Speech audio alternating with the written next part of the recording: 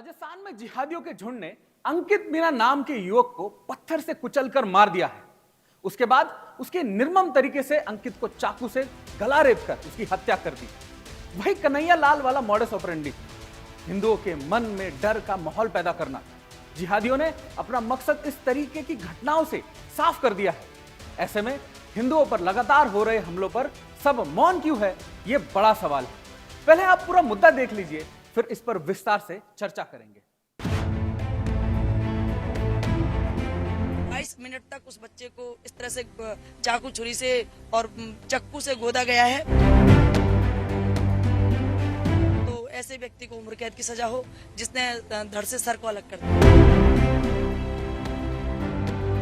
राजस्थान की गंगापुर सिटी से एक ऐसा रूह कपा देने वाला मामला सामने आया है जिससे पूरे इलाके में दहशत फैल गई। कन्हैया लाल टेलर जैसा तालिबानी हत्याकांड फिर से लोगों की आंखों के सामने तैरने लगा है। जिहादी उन्माद की दहशत में चूर आरोपी सलमान ने पहले पत्थरों से सिर कुचला, फिर गर्दन पर चाकू से अनगिनत वार करके हिंदू युवक की जान ले ली। राजस्थान के गंगापुर सिटी में तब सनसनीखेज वारदात सामने आई जब पिछले शनिवार को अंकित उर्फ नीलू मीणा का शव एक खाली प्लॉट से मिला। मृतक अंकित का चेहरा और सिर सलमान नाम के आरोपी ने अपने साथियों के साथ मिलकर पत्थरों से कुचल दिया। इतना ही नहीं, उसके बाद अंकित के गले को रेत दिया गया। कि अंकित मीणा मेरा भतीजा है और ये परसों सैटरडे की बात है जो बीत गया है।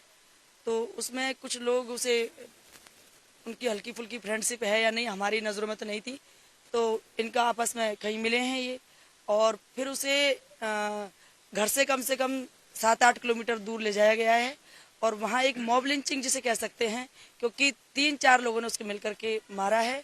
और मुझे इस बात की जानकारी इसलिए है कि इसका एक वीडियो है और उस वीडियो में 4 लोगों का जिक्र है। तो सीधी सी बात है, जब एक व्यक्ति को धारदार हथियारों से 4 लोग मारते हैं तो ये मॉब लिंचिंग में आता है। तो ये मर्डर तो है ही, साथ ही साथ एक मॉब लिंचिंग भी है।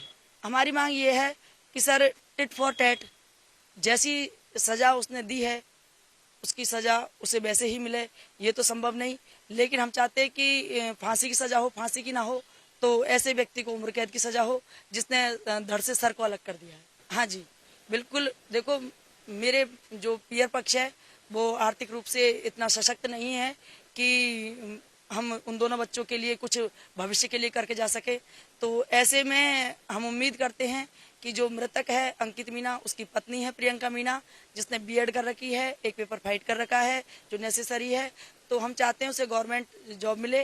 दूसरा कि जैसे उदयपुर हत्याकांड हुआ था, गला रेत करके हत्या, यह भी सेम ऐसी ही हत्या है, बल्कि उससे भी कई गुना बदतर है, उससे भी इतनी निर्मम है कि ये वीडियो हम खुद भी नहीं चाहते कि कभी बाहर आए और हमारे क्षेत्र में इस तरह की सनसनी फैले। इतनी विभत्स है, इतनी मार्मिक है, इतनी दुर्दांतक है कि उसको देख पाना भी संभव नहीं। तो 22 मिनट तक उस बच्चे को इस तरह से चाकू छुरी से और चक्कू से गोदा गया है कि हम खुद भी जी।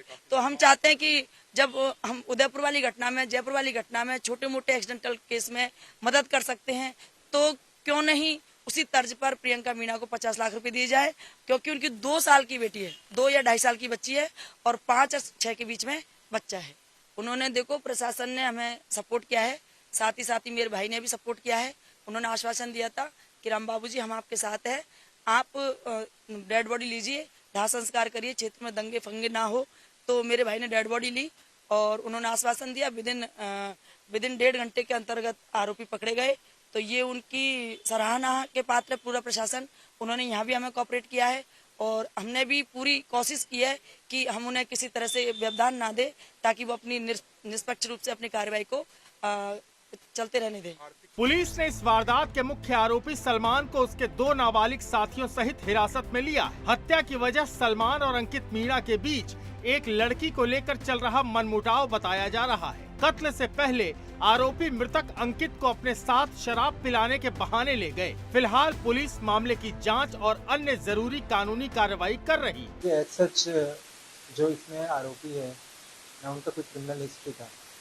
और जहाँ तक बात रही पुलिस एक्शन का, तो जैसे पुलिस को इन्फॉर्मेशन मिला था 9 बजे के अराउंड परसों, तो हमने 2 घंटे में ये पूरे वारदात को खुलासा कर दिया था। जो आरोपी था उसको डिटेन कर लिया था जब हम पुलिस की एक्शन का समीक्षा करते हैं तो जब इनिशियली हमें इंफॉर्मेशन मिला था तो परिवार वाले को भी नहीं पता था जो ये इनका किसी से रंजिश है या किसी तरह कोई इशू है, ये भी अज्ञात में मुकदमा भी अज्ञात में दर्ज करवाया। तो पुलिस ने तो काफ़ी एक्टिवली कार्रवाई की है इसमें। देखिए जब मुकदमा सेक्शन का बात है तो 302 और 201 आईपीसी में दर्ज किया गया। जब हमने जो अक्यूज है उसको जब आइडेंटिफाई कर लिया तो उसके बेसिस पे SC/ST का भी जो धारा लगता है वो लगाया गया है। जहाँ तक बात है न्याय की, तो पुलिस ने जो आरोपी है उसको आइडेंटिफाई कर लिया, उन सारे को अरेस्ट भी कर लिया, 2 नाबालिग हैं उनको निरुद्ध कर दिया। जो साक्ष्य संकलन है उस पर हम ब्रॉडली फोकस कर रहे हैं, जो टेक्निकल एविडेंस है, जो साइंटिफिक एविडेंस है उसको कलेक्ट करें। तो पुलिस काफ़ी स्विफ्ट एक्शन इसमें कर रही है और इसका चालान भी हम बहुत जल्द से जल्द पेश करेंगे। हमारे जो इंटेरोगेशन में आया था, जो हमने